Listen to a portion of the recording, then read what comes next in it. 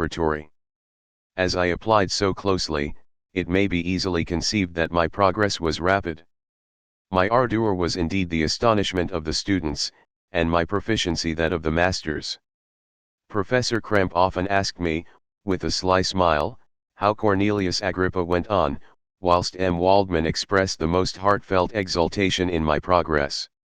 2 years passed in this manner, during which I paid no visit to Geneva, but was engaged, heart and soul, in the pursuit of some discoveries which I hope to make. None but those who have experienced them can conceive of the enticements of science. In other studies you go as far as others have gone before you, and there is nothing more to know, but in a scientific pursuit there is continual food for discovery and wonder. A mind of moderate capacity which closely pursues one study must infallibly arrive at great proficiency in that study, and I, who continually sought the attainment of one object of pursuit and was solely wrapped up in this, improved so rapidly that at the end of 2 years I made some discoveries in the improvement of some chemical instruments, which procured me great esteem and admiration at the university. When I had arrived at this point and had become as well acquainted with the theory and practice of natural philosophy as depended on the lessons of any of the professors at Ingolstadt, my residence there being no longer conducive to my improvements, I thought of returning to my friends and my native town, when an incident happened that protracted my stay. One of the phenomena which had peculiarly attracted my attention was the structure of the human frame, and, indeed, any animal endued with life. Whence, I often asked myself, did the principle of life proceed? It was a bold question, and one which has ever been considered as a mystery, yet with how many things are we upon the brink of becoming acquainted, if cowardice or carelessness did not restrain our inquiries.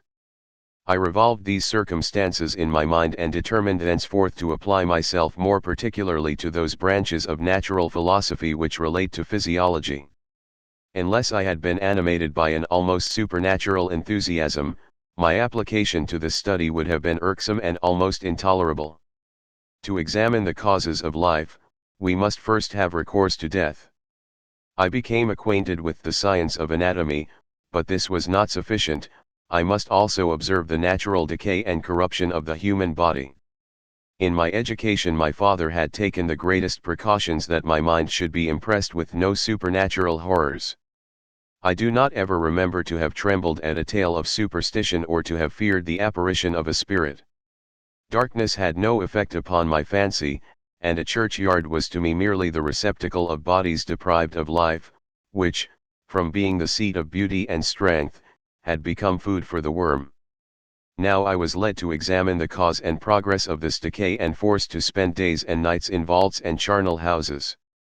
My attention was fixed upon every object the most insupportable to the delicacy of the human feelings. I saw how the fine form of man was degraded and wasted, I beheld the corruption of death succeed to the blooming cheek of life, I saw how the worm inherited the wonders of the eye and brain. I paused, examining and analyzing all the minutiae of causation, as exemplified in the change from life to death, and death to life, until from the midst of this darkness a sudden light broke in upon me, a light so brilliant and wondrous, yet so simple, that while I became dizzy with the immensity of the prospect which it illustrated, I was surprised that among so many men of genius who had directed their inquiries towards the same science, that I alone should be reserved to discover so astonishing a secret. Remember, I am not recording the vision of a madman. The sun does not more certainly shine in the heavens than that which I now affirm is true. Some miracle might have produced it, yet the stages of the discovery were distinct and probable. After days and nights of incredible labor and fatigue, I succeeded in discovering the cause of generation and life, nay, more, I became myself capable of bestowing animation upon lifeless matter. The astonishment which I had at first experienced on this discovery soon gave place to delight and rapture. After so much time spent in painful labor, to arrive at once at the summit of my desires was the most gratifying consummation of my toils. But this discovery was so great and overwhelming that all the steps by which I had been progressively led to it were obliterated, and I beheld only the result. What had been the study and desire of the wisest men since the creation of the world was now within my grasp. Not that, like a magic scene, it all opened upon me at once. The information I had obtained was of a nature rather to direct my endeavors so soon as I should point them towards the object of my search than to exhibit that object already accomplished. I was like the Arabian who had been buried with the dead and found a passage to life, aided only by one glimmering and seemingly ineffectual light. I see by your eagerness and the wonder and hope which your eyes express, my friend, that you expect to be informed of the secret with which I am acquainted. That cannot be. Listen patiently until the end of my story, and you will easily perceive why I am reserved upon that subject. I will not lead you on, unguarded and ardent as I then was, to your destruction and infallible misery. Learn from me, if not by my precepts, at least by my example, how dangerous is the acquirement of knowledge, and how much happier that man is who believes his native town to be the world, than he who aspires to become greater than his nature will allow. When I found so astonishing a power placed within my hands, I hesitated a long time concerning the manner in which I should employ it. Although I possessed the capacity of bestowing animation, yet to prepare a frame for the reception of it, with all its intricacies of fibers, muscles, and veins, still remained a work of inconceivable difficulty and labor. I doubted at first whether I should attempt the creation of a being like myself, or one of simpler organization, but my imagination was too much exalted by my first success to permit me to doubt of my ability to give life to an animal as complex and wonderful as man. The materials at present within my command hardly appeared adequate to so arduous an undertaking, but I doubted not that I should ultimately succeed. I prepared myself for a multitude of reverses. My operations might be incessantly baffled, and at last my work be imperfect. Yet when I considered the improvement which every day takes place in science and mechanics, I was encouraged to hope my present attempts would at least lay the foundations of future success. Nor could I consider the magnitude and complexity of my plan as any argument of its impracticability. It was with these feelings that I began the creation of a human being. As the minuteness of the parts formed a great hindrance to my speed, I resolved, contrary to my first intention, to make the being of a gigantic stature, that is to say, about 8 feet in height, and proportionably large. After having formed this determination and having spent some months in successfully collecting and arranging my materials, I began. No one can conceive the variety of feelings which bore me onwards, like a hurricane, in the first enthusiasm of success. Life and death appeared to me ideal bounds, which I should first break through, and pour a torrent of light into our dark world. A new species would bless me as its creator and source. Many happy and excellent natures would owe their being to me. No father could claim the gratitude of his child so completely as I should deserve theirs. Pursuing these reflections, I thought that if I could bestow animation upon lifeless matter, I might in process of time, although I now found it impossible, renew life where death had apparently devoted the body to corruption. These thoughts supported my spirits, while I pursued my undertaking with unremitting ardor.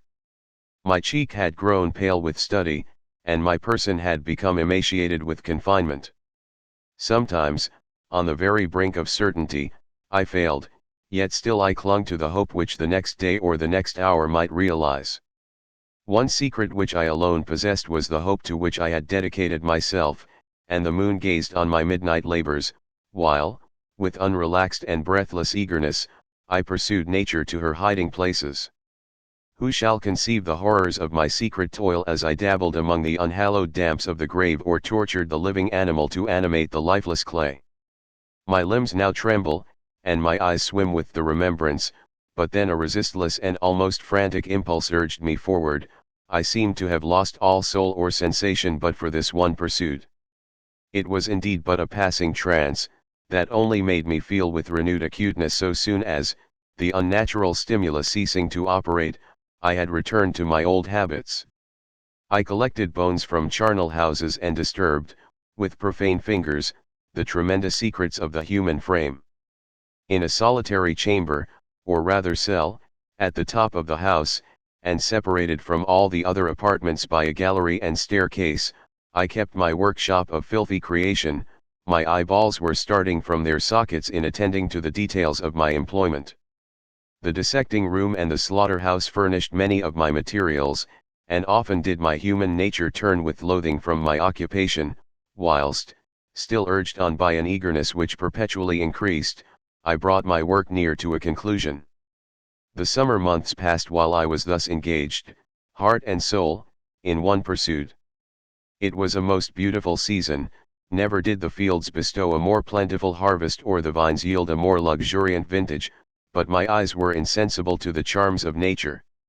And the same feelings which made me neglect the scenes around me caused me also to forget those friends who were so many miles absent, and whom I had not seen for so long a time. I knew my silence disquieted them, and I well remembered the words of my father, "I know that while you are pleased with yourself you will think of us with affection, and we shall hear regularly from you. You must pardon me if I regard any interruption in your correspondence as a proof that your other duties are equally neglected." I knew well therefore what would be my father's feelings, but I could not tear my thoughts from my employment, loathsome in itself, but which had taken an irresistible hold of my imagination. I wished, as it were, to procrastinate all that related to my feelings of affection until the great object, which swallowed up every habit of my nature, should be completed.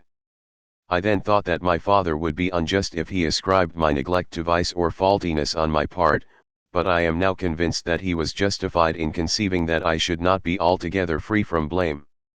A human being in perfection ought always to preserve a calm and peaceful mind and never to allow passion or a transitory desire to disturb his tranquility.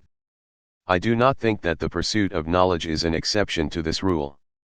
If the study to which you apply yourself has a tendency to weaken your affections and to destroy your taste for those simple pleasures in which no alloy can possibly mix, then that study is certainly unlawful, that is to say, not befitting the human mind.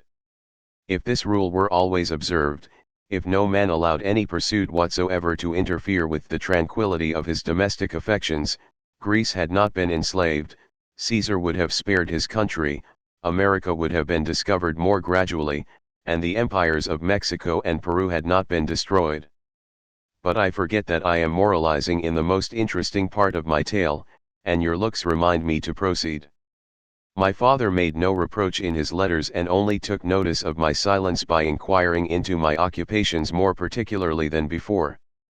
Winter, spring, and summer passed away during my labors, but I did not watch the blossom or the expanding leaf sights which before always yielded me supreme delight, so deeply was I engrossed in my occupation.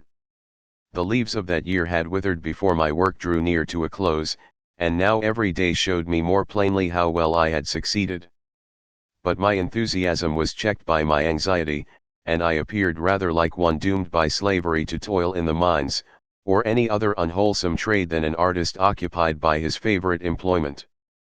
Every night I was oppressed by a slow fever, and I became nervous to a most painful degree. The fall of a leaf startled me, and I shunned my fellow creatures as if I had been guilty of a crime. Sometimes I grew alarmed at the wreck I perceived that I had become. The energy of my purpose alone sustained me, my labors would soon end, and I believed that exercise and amusement would then drive away incipient disease, and I promised myself both of these when my creation should be complete. Chapter 5. It was on a dreary night of November that I beheld the accomplishment of my toils. With an anxiety that almost amounted to agony, I collected the instruments of life around me, that I might infuse a spark of being into the lifeless thing that lay at my feet. It was already 1 in the morning, the rain pattered dismally against the panes, and my candle was nearly burnt out, when, by the glimmer of the half-extinguished light, I saw the dull yellow eye of the creature open. It breathed hard, and a convulsive motion agitated its limbs. How can I describe my emotions at this catastrophe, or how delineate the wretch whom with such infinite pains and care I had endeavored to form? His limbs were in proportion, and I had selected his features as beautiful. Beautiful! Great God! His yellow skin scarcely covered the work of muscles and arteries beneath, his hair was of a lustrous black, and flowing, his teeth of a pearly whiteness, but these luxuriances only formed a more horrid contrast with his watery eyes, that seemed almost of the same color as the dun white sockets in which they were set, his shriveled complexion and straight black lips. The different accidents of life are not so changeable as the feelings of human